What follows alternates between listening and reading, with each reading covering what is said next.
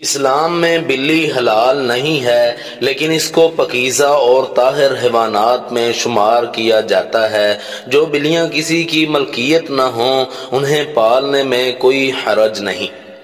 صحیح بخاری اور مسلم میں ہے کہ رسول اللہ صلی اللہ علیہ وسلم نے فرمایا، ایک عورت کو بلی کی وجہ سے عذاب دیا گیا۔ اس عورت نے بلی کو باندھ دیا حتیٰ کہ وہ مر گئی۔ وہ اسے نہ تو کھانے کے لیے کچھ دیتی اور نہ ہی پینے کے لیے، اور نہ ہی اسے چھوڑا کہ وہ زمین کے کیڑے مکوڑے کھائے، تو وہ عورت بلی کی وجہ سے آگ میں داخل ہو گئی۔